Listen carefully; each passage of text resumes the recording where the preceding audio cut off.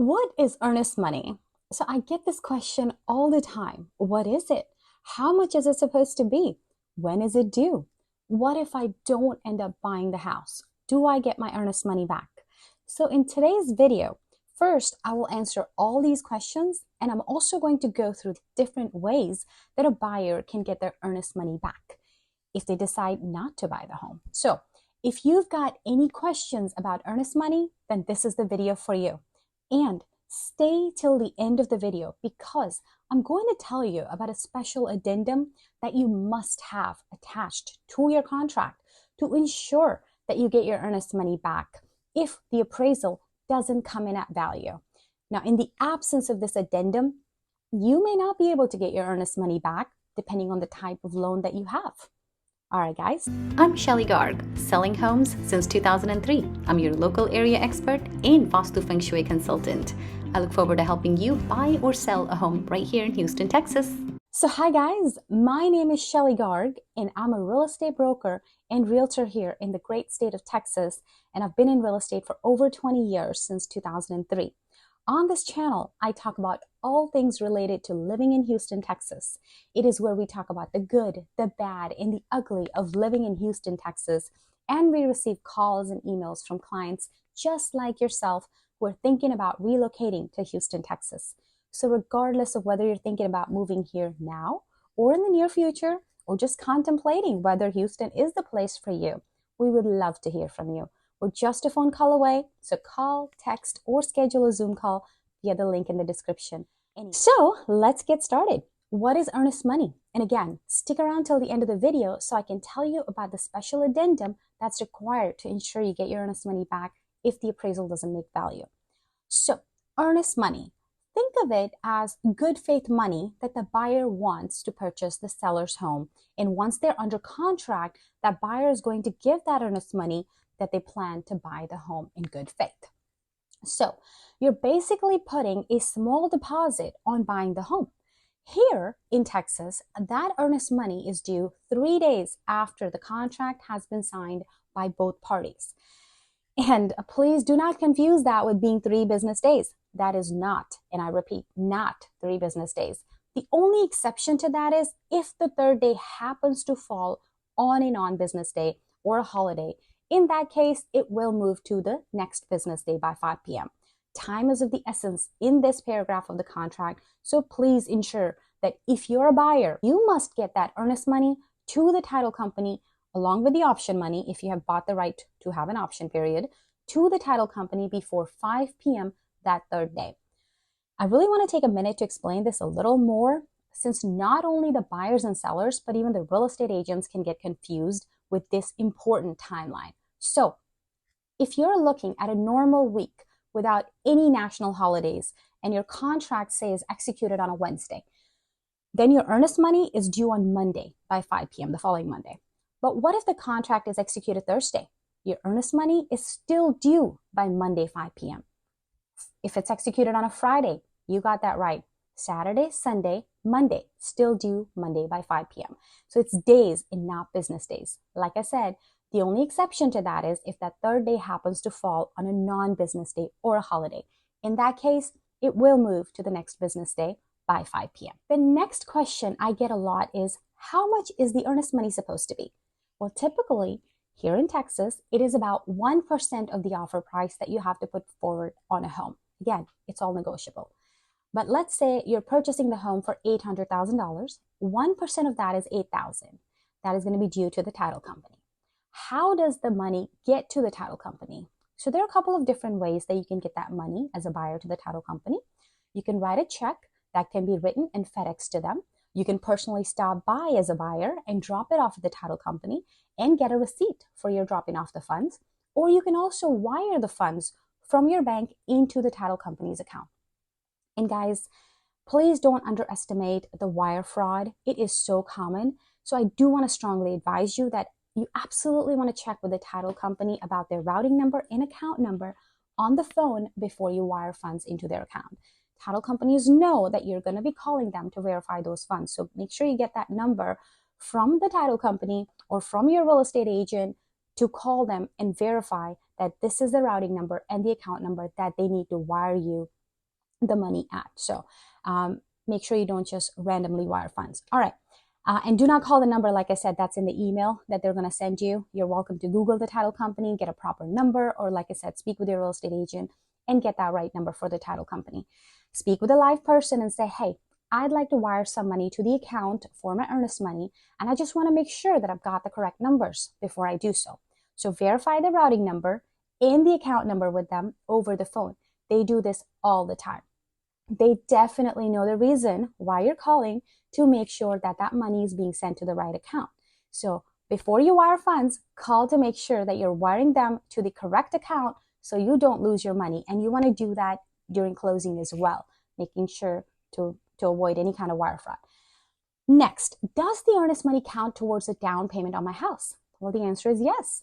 Think of it like a pre-down payment on a home. So if you plan to put $80,000 down on a property that you've already put $8,000 down towards the earnest money, then of course you're bringing $8,000 less to the closing table because that's already your earnest money that you've put forth towards that house payment. And please remember, you have to have the earnest money funds in your account. Now, they need to be available liquid funds that the title company will cash immediately if you send a check. And if you wire, you know that money needs to be there. So, all right, without further ado, let's talk about the 8 different ways that you as a buyer can get your earnest money back if you decide not to buy the home. The first way is if you terminate the contract during your option period. Now, other states call it a due diligence period or an inspection period. Most states do not charge an option fee for this. In our state of Texas, which I honestly love that they do this, there's a charge to put the home in the option, inspection, or due diligence period, as that shows the seriousness of the buyer. And that option money is never refundable. You understand that, right? It is never refundable. So the first few days of the contract is anywhere from, 3 to 10 days that the option period can last. Again, it's all negotiable. During that time, you as the buyer are going to do your due diligence on the property. You're going to have your inspectors come in, maybe a roofer come in, maybe the electrical guy come in, plumber, HVAC, whoever you need to come in to make sure that your investment is going to be great, solid, secure, and safe. So if you decide to do any invasive testing, however, make sure you get the written approval from the seller, such as hydrostatic testing, where they put the water through all the pipes at a high pressure. You do need written permission from the seller, and there's an addendum for that to conduct any of those testings. So if during this time you decide that this isn't the house for you, for whatever the reason may be, maybe you just changed your mind, you can terminate the contract. If you do, then you get your earnest money back and make sure you adhere to the timeline. All right, the second way that you can get your earnest money back is if you can't get approved by the bank within a specified amount of time that's in your financing addendum. Yes, so be sure that you review all the documents that you're signing, that your real estate agent is sending you, and make sure you put the number of days correctly in that financing addendum after you review it over with your lender. So here in Texas, we have an addendum to the contract, which is our third-party financing addendum. In there, you state how many days it's going to take your lender to give you the final official approval to buy the home. I've seen that number, like I said, anywhere from 10 days to 25 days. Again, it just depends on your lender. So if for some reason something has happened and you're not able to get final approval for your loan during that time frame, then you do have the right to get out of the contract and you would get your earnest money back. Now, be sure that your lender is willing to give you a letter of declination, because a smart listing agent will ask that you provide that letter of declination. As we've seen in the past, that a lot of buyers would just say that they did not get a loan approved, when in fact, they were fully qualified to buy the home, regardless of the appraisal amount. So ensure that your lender is aware of that declination letter, that they may need to provide that to the listing agent upon their request to actually terminate the contract and get your earnest money back.